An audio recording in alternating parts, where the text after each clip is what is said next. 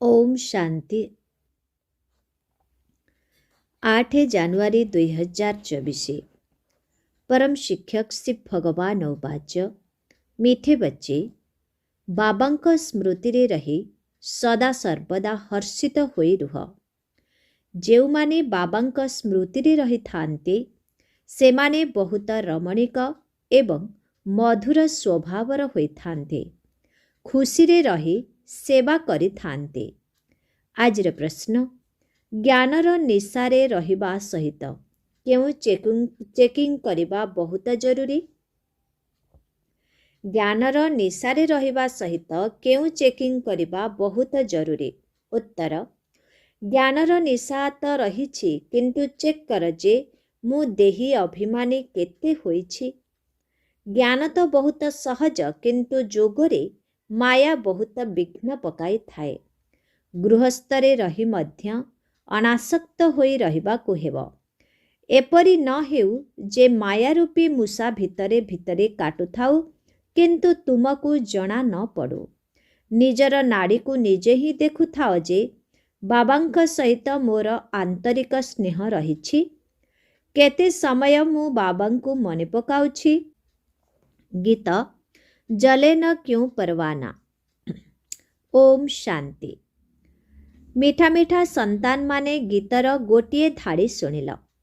ଯେବେ କି ବାବା ଏତେ ଚମତ୍କାରୀ ଦେଖାଉଛନ୍ତି, ଯାହାଦ୍ୱାରା ତୁମେ ଏତେ ସୁନ୍ଦର ହୋଇଯାଉଛ, ତେବେ ଏଭଳି ବାବାଙ୍କର କାହିଁକି ନ ହେବ, ଯିଏକି ତୁମକୁ ଶ୍ୟାମଳରୁ ସୁନ୍ଦର ଅର୍ଥାତ୍ ପତିତରୁ ପବିତ୍ର କରୁଛନ୍ତି।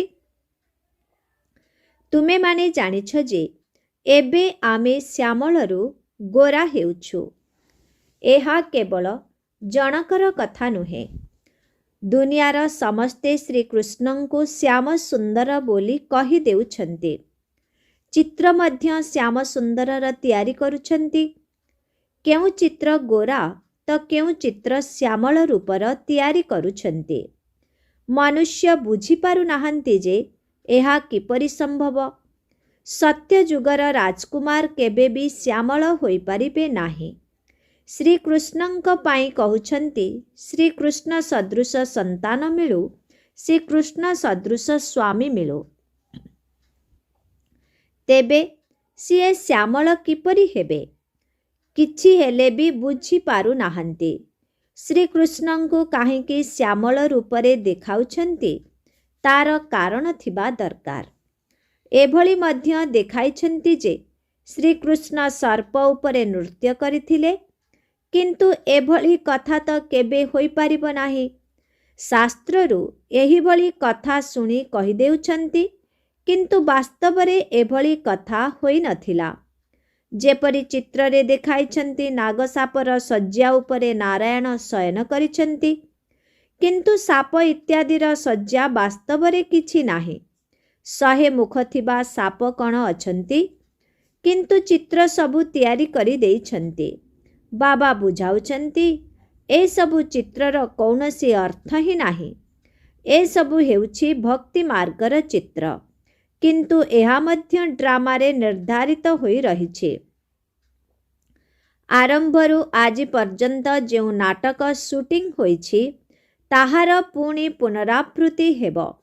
ବାବା କେବଳ ଏହି କଥା ବୁଝାଉଛନ୍ତି ଯେ ଭକ୍ତି ମାର୍ଗରେ କ'ଣ କ'ଣ ସବୁ କରୁଛନ୍ତି, କେତେ ଖର୍ଚ୍ଚ କରୁଛନ୍ତି, କିଭଳି ଚିତ୍ର ସବୁ ତିଆରି କରୁଛନ୍ତି। ପୂର୍ବରୁ ଯେତେବେଳେ ଏହି ସବୁ ଚିତ୍ର ଦେଖୁଥିଲେ, ସେତେବେଳେ କିଛି ଆଶ୍ଚର୍ଯ୍ୟ ଲାଗୁନଥିଲା। ଏବେ ବାବା ଆମକୁ ସବୁକିଛି ବୁଝାଇ ଦେଇଛନ୍ତି, ତେଣୁ ବୁଦ୍ଧିରେ ଆସୁଛି ଯେ ଏସବୁ ଭକ୍ତି ମାର୍ଗର କଥା। ଭକ୍ତି ମାର୍ଗରେ ଯାହା କିଛି ବି ହୋଇଛି, ତାହା ପୁଣି ମଧ୍ୟ ନିଶ୍ଚିତ ଭାବେ ହେବ। ଏହି ସବୁ କଥା ତୁମମାନଙ୍କ ବ୍ୟତୀତ ଅନ୍ୟ କେହି ବି ବୁଝିପାରିବେ ନାହିଁ। ଏକଥା ମଧ୍ୟ ଜାଣିଛ ଯେ ଡ୍ରାମାରେ ଯାହା ପୂର୍ବରୁ ନିର୍ଦ୍ଧାରିତ ହୋଇ ରହିଛି, ତାହା ହିଁ ହେଉଛି। ଅନେକ ଧର୍ମର ବିନାଶ, ଏକ ସତ୍ୟ ଧର୍ମର ସ୍ଥାପନା ହେଉଛି। ଏଥିରେ ମଧ୍ୟ ବହୁତ କଲ୍ୟାଣ ନିହିତ। ଏବେ ତୁମେମାନେ ପ୍ରାର୍ଥନା ଇତ୍ୟାଦି କିଛି ବି କରୁନାହଁ। भक्ति प्रार्थना इत्यादि मध्य भगवानଙ୍କ ଠାରୁ फल प्राप्ति ପାଇଁ କରିଥାନ୍ତି। फल ହେଉଛି मुक्ति एवं जीवन मुक्ति। तेणु सबु कथा बाबा बुझाउछन्ते। एठारे ହେଉଛି प्रजांकर प्रजाମାନଙ୍କ ଉପରେ राज्य। गीतारे वर्णित अछि जे भारतवासी कौरव पांडव कौन करुथिले। वास्तवरे जादव माने मुसल बाहर करी निजर कुलर विनाश करिथिले। एमाने समस्ते निज निजर शत्रु अटंती। तुमे तो टेलीविजन रे समाचार इत्यादि शुणुनाह। जेउमाने शुणुछन्ति सेमाने भल भावरे बुझी पारुथिबे। दिनकु दिन भितरे भितरे बहुत गंडगोल चलीछि। एमाने समस्ते तो ख्रिस्टियान, किंतु परस्पर भितरे गंडगोल बहुत रहिछि। घरे बसी थाई मध्य जणे अन्य जनकु बोमारे उड़ाई देबे। तुमे माने राजयोग शिखुछ, तेणु नुआ दुनिया रे राजत्व करिबा पाई समग्र पुराणा दुनियार विनाश मध्य निश्चित दरकार। पुणी नुआ दुनिया रे सबु किछि नुआ हेबो।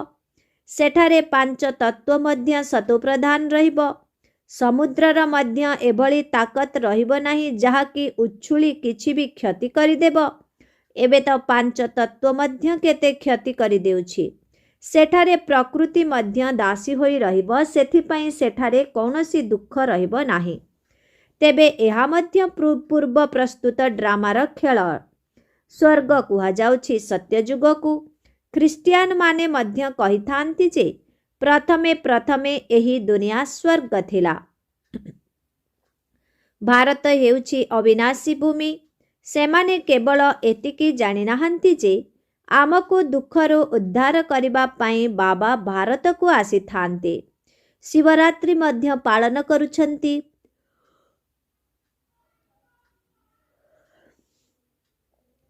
किंतु एकथा बुझी पारु नाहंते। एबे तुमे माने बुझी पारुछ जे निश्चित भावरे शिव बाबा ही एठाको आसी भारतरे स्वर्ग स्थापना करिथिले। सेथिपई भारतरे शिवरात्रि पालन करा जाउछि। एबे बाबा पुणी एठाको आसी स्वर्ग स्थापना करुछन्ते। किंतु जेउमाने सेठारे प्रजा हेबे सेमाने एही कथा को बुझी पारिबे नाही। जेउमाने राजवंशर होइथिबे सेमाने बुझिजिबे जे वास्तवरे आमे शिव बाबांकर संतान। प्रजापिता ब्रह्मा मध्य अछन्ते। उद्धारकर्ता ज्ञानर सागर बाबा स्वयं अटन्ते। ब्रह्मा को उद्धारकर्ता ज्ञानर सागर कुहाजिब नाही। ब्रह्मा मध्य तांक द्वारा उद्धार हेउछन्ति। तेबे समस्तंकर उद्धारकर्ता केवल बाबा ही अटन्ते। कारण एठारे समस्ते तमो प्रधान। तुम मानंक भितरे एही भली विचार सागर मंथन चलिबा दरकार जे मु एभली मुरली सुनाइबी जेपरी समस्ते बुझी पारिबे। पिला माने त क्रम अनुसारे अछन्ति। एहा हेउछि ज्ञान जाहाकु प्रतिदिन अध्ययन करिबा दरकार। भयवशतः पाठ न पढ़िबा एहा त ठीक नुहे।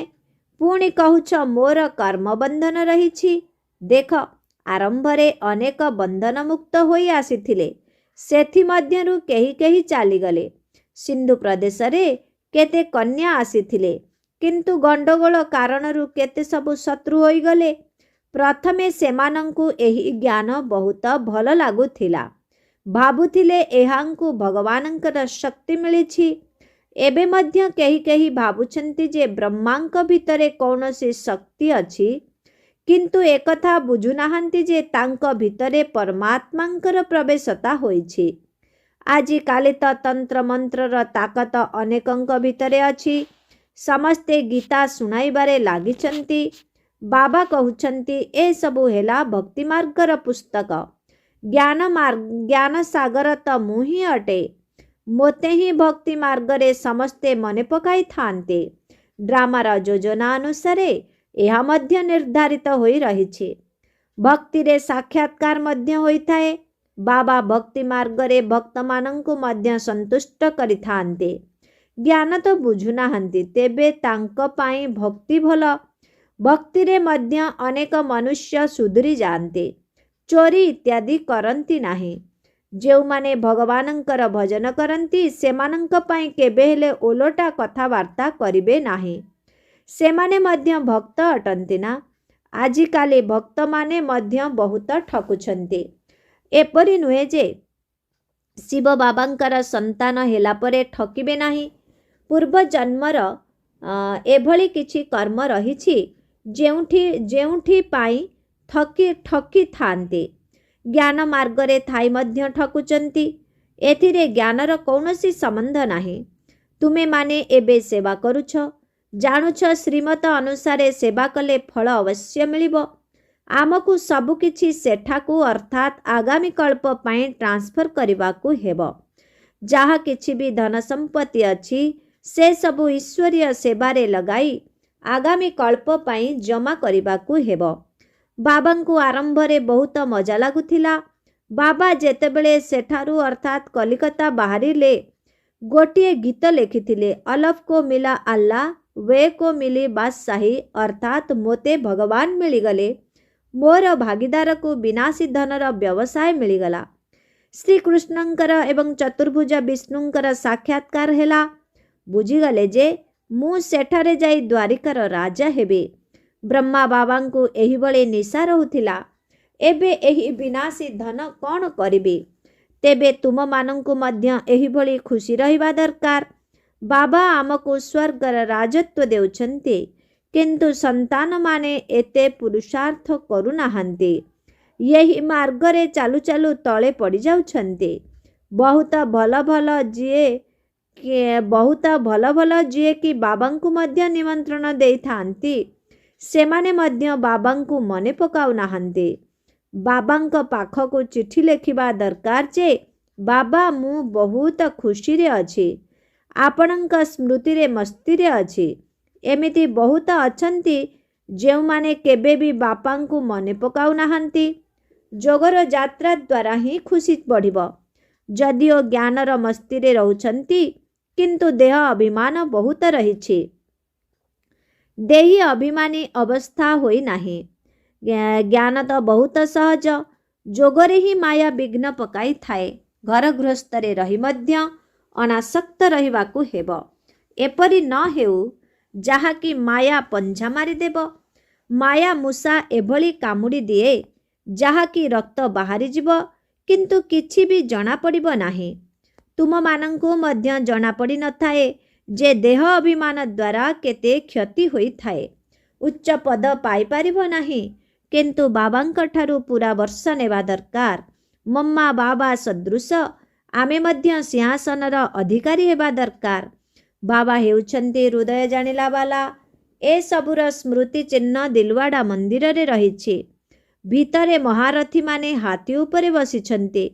ତୁମମାନଙ୍କ ଭିତରେ ମଧ୍ୟ ମହାରଥୀ, ଘୋଡ଼ାସବାର ଏବଂ ପଦାତିକ ସୈନ୍ୟ ଅଛନ୍ତି। ପ୍ରତ୍ୟେକଙ୍କୁ ନିଜ ନିଜର ନାଡ଼ିକୁ ଦେଖିବାକୁ ହେବ। ବାବା କାହିଁକି ଦେଖିବେ? ତୁମେ ନିଜେ ନିଜକୁ ଦେଖ। ମୁଁ ବାବାଙ୍କୁ କେତେ ମନେ ପକାଉଛି ଏବଂ ବାବାଙ୍କ ସଦୃଶ ସେବା କରୁଛି। ମୋର ବାବାଙ୍କ ସହ ଯୋଗ ରହିଛି। ରାତିରେ ଜାଗ୍ରତ ରହି ବାବାଙ୍କୁ ମନେ ପକାଉଛି। ମୁଁ ବହୁତ ଆତ୍ମାଙ୍କର ସେବା କରୁଛି। ନିଜର ଚାର୍ଟ ଦେଖିବା ଦରକାର। ମୁଁ ବାବାଙ୍କୁ ବହୁତ ମନେ ପକାଉଛି। କେହି କହୁଛନ୍ତି ମୁଁ ତ ବାବାଙ୍କୁ ନିରନ୍ତର ମନେ ପକାଉଛି, କିନ୍ତୁ ଏପରି ତ ହୋଇପାରିବ ନାହିଁ। କେହି ତ ଭାବୁଛନ୍ତି ମୁଁ ବାବାଙ୍କର ହୋଇଗଲି ବାସ୍, କିନ୍ତୁ ତୁମକୁ ନିଜକୁ ଆତ୍ମା ମନେକରି ବାବାଙ୍କୁ ମନେ ପକାଇବାକୁ ହେବ। ଯଦି ବାବାଙ୍କ ସ୍ମୃତି ବିନା କିଛି ବି କାମ କରିଲ ତେବେ ବାବାଙ୍କୁ ମନେ ପକାଇଲ ନାହିଁ। ତୁମକୁ ବାବାଙ୍କ ସ୍ମୃତିରେ ରହି ସବୁବେଳେ ହର୍ଷିତ ହୋଇ ରହିବା ଆବଶ୍ୟକ। ଯିଏ ବାବାଙ୍କ ସ୍ମୃତିରେ ରହିଥାନ୍ତି ସେମାନେ ସବୁବେଳେ ରମଣୀକ ହୋଇଥାନ୍ତି ଏବଂ ହର୍ଷିତ ରହିଥାନ୍ତି। ସେମାନେ ଯାହାକୁ ବି ବୁଝାଇବେ ବହୁତ ରମଣୀକ ଭାବରେ ଖୁସିର ସହିତ ବୁଝାଇବେ। ବହୁତ କମ୍ ଅଛନ୍ତି ଯେଉଁମାନଙ୍କୁ ଏଭଳି ସେବାର ସଉକ ରହିଛି। ଚିତ୍ର ଉପରେ ବୁଝାଇବା ତ ବହୁତ ସହଜ। ଇଏ ହେଉଛନ୍ତି ସର୍ବୋଚ୍ଚ ଭଗବାନ, ତା ଉପରେ ପୁଣି ତାଙ୍କର ରଚନା। ଆମେ ସବୁ ଆତ୍ମା ଭାଇ।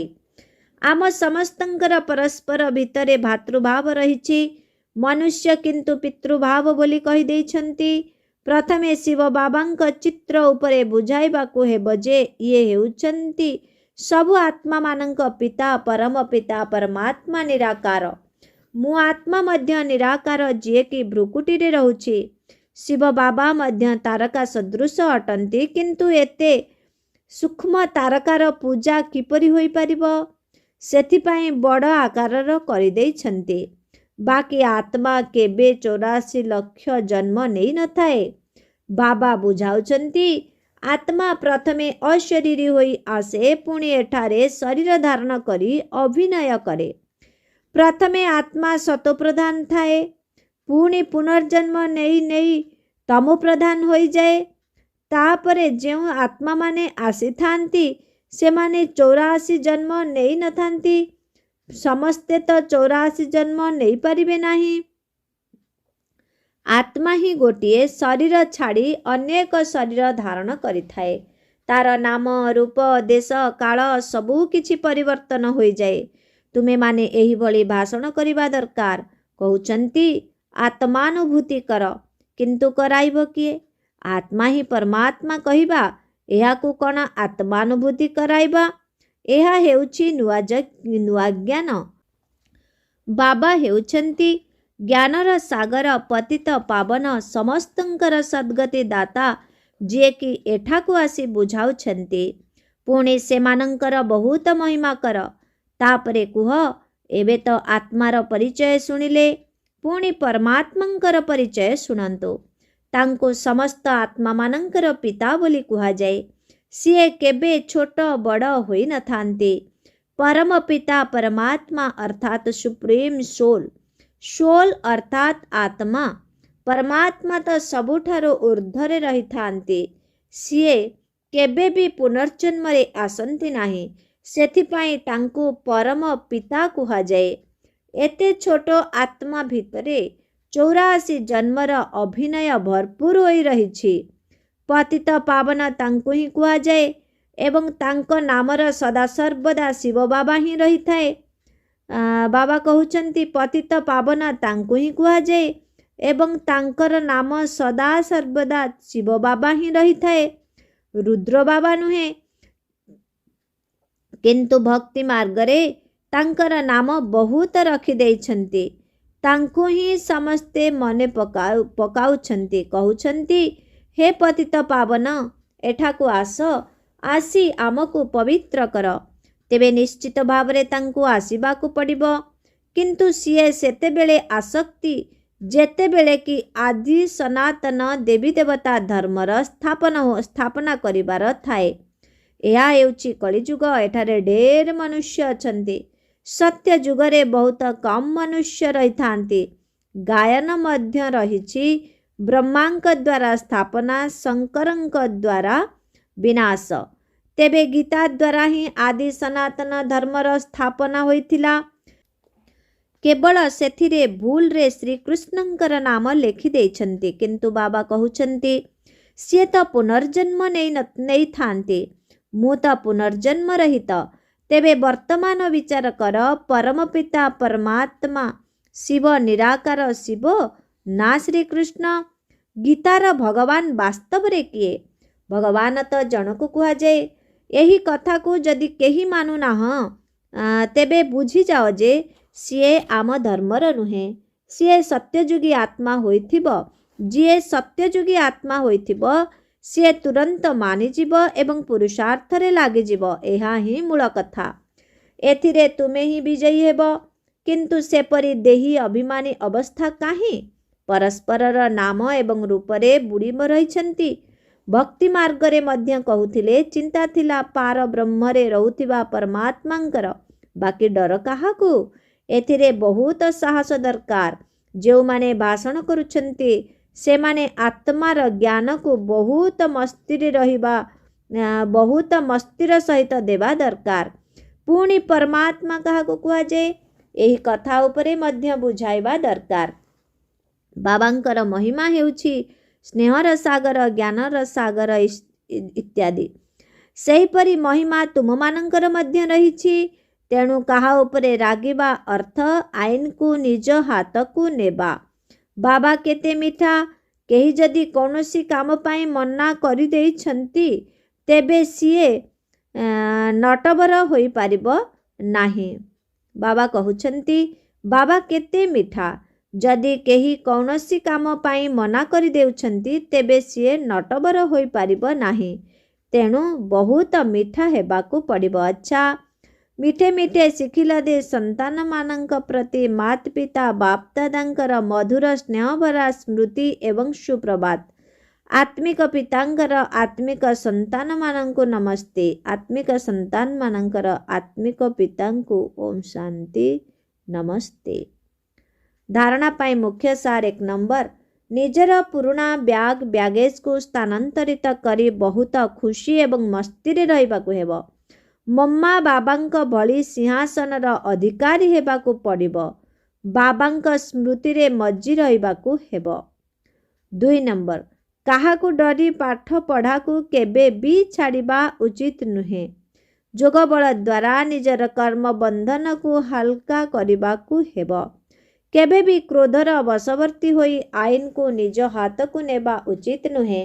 କୌଣସି ସେବାରେ ନାହିଁ କରିବା ଉଚିତ ନୁହେଁ। ଆଜିର ବରଦାନ, ରାଜକୀୟତା ଏବଂ ସାଧାରଣତାର ସନ୍ତୁଳନ ଦ୍ୱାରା ସମସ୍ତ କାର୍ଯ୍ୟ କରୁଥିବା ବ୍ରହ୍ମା ବାବାଙ୍କର ସମାନ ହୁଅ। ବ୍ରହ୍ମା ବାବା ଯେପରି ସାଧାରଣ ଚଳଣୀରେ ରହୁଥିଲେ, ନା ବହୁତ ଉଚ୍ଚ ନା ବହୁତ ନୀଚ, ସେହିପରି ବ୍ରାହ୍ମଣମାନଙ୍କର ମଧ୍ୟ ଆଦିଠାରୁ ବର୍ତ୍ତମାନ ସମୟ ପର୍ଯ୍ୟନ୍ତ ନିୟମ ରହିଛି। ନା ଅତି ସାଦାସିଧା ନା ବହୁତ ରାଜକୀୟତା, ମଝି ମଝିଆ ହେବା ଉଚିତ। ବାବା କହୁଛନ୍ତି ଏବେ ତ ସାଧନ ଗୁଡ଼ିକ ବହୁତ ହୋଇଗଲାଣି ଏବଂ ସାଧନ ଗୁଡ଼ିକୁ ଦେବାବାଲା ମଧ୍ୟ ବହୁତ ଅଛନ୍ତି। ପୁଣି ବି ଯଦି କୌଣସି କାର୍ଯ୍ୟ କରୁଛ ତେବେ ମଝି ମଝିଆ ହିସାବରେ କର। ଏମିତି ବି ନ କୁହନ୍ତୁ ଯେ ଏଠାରେ ତ ରାଜକୀୟ ଥଟ୍ଟାରେ ରହୁଛନ୍ତି। ଯେତିକି ସାଧାରଣ ସେତିକି ରାଜକୀୟ ଉଭୟର ସନ୍ତୁଳନ ରହୁ। ଆଜିର ସ୍ଲୋଗାନ, ଅନ୍ୟମାନଙ୍କୁ ଦେଖିବା ପରିବର୍ତ୍ତେ। ବାବା କହୁଛନ୍ତି ସ୍ଲୋଗାନ, ଅନ୍ୟମାନଙ୍କୁ ଦେଖିବା ପରିବର୍ତ୍ତେ ନିଜକୁ ଦେଖ ଏବଂ ମନେ ରଖ, ଯେଉଁ କର୍ମ ମୁଁ କରିବି ମୋତେ ଦେଖି ଅନ୍ୟମାନେ କରିବେ। ଓମ୍ ଶାନ୍ତି। ଅବ୍ୟକ୍ତି ନୀରବତା ଦ୍ୱାରା ଡବଲ ଲାଇଟ୍ ଫରିସ୍ତା ସ୍ଥିତିର ଅନୁଭବ କର। ବର୍ତ୍ତମାନ ତୁମମାନଙ୍କର ସାରା କାର୍ଯ୍ୟ ଶ୍ରେଷ୍ଠ ସଂକଳ୍ପର ଇଙ୍ଗିତ ଦ୍ୱାରା ଚାଲିବା ଦରକାର। ସେଥିପାଇଁ ତୁମେମାନେ ଏଭଳି ହାଲକା ସ୍ଥିତିରେ ରୁହ ଯାହାକି ବ୍ୟର୍ଥ ସଂକଳ୍ପ, ବ୍ୟର୍ଥ ସମୟ ସମାପ୍ତ ହୋଇଯିବ ଏବଂ କେବଳ ସେହି ସଂକଳ୍ପ ଉଠିବ ଯାହା ହେବାର ଥିବ ହେବ, ବା ଯାହାକୁ କରିବାକୁ ହେବ। ଅନ୍ୟମାନଙ୍କ ବୁଦ୍ଧିରେ ମଧ୍ୟ ସେହି ସଂକଳ୍ପ ଉଠିବ ଯାହା ହେବାର ଥିବ ବା ଯାହାକୁ କରିବାକୁ ହେବ। ଅନ୍ୟମାନଙ୍କ ବୁଦ୍ଧିରେ ମଧ୍ୟ ସେହି ସଂକଳ୍ପ ଉଠିବ ଯେ ଏହା ହିଁ କରିବାକୁ ହେବ। ତେବେ ଯାଇ ଏହି ସାକାର ଦୁନିଆ ସୂକ୍ଷ୍ମ ବତନରେ ପରିବର୍ତ୍ତନ ହୋଇପାରିବ। ଓମ୍ ଶାନ୍ତି।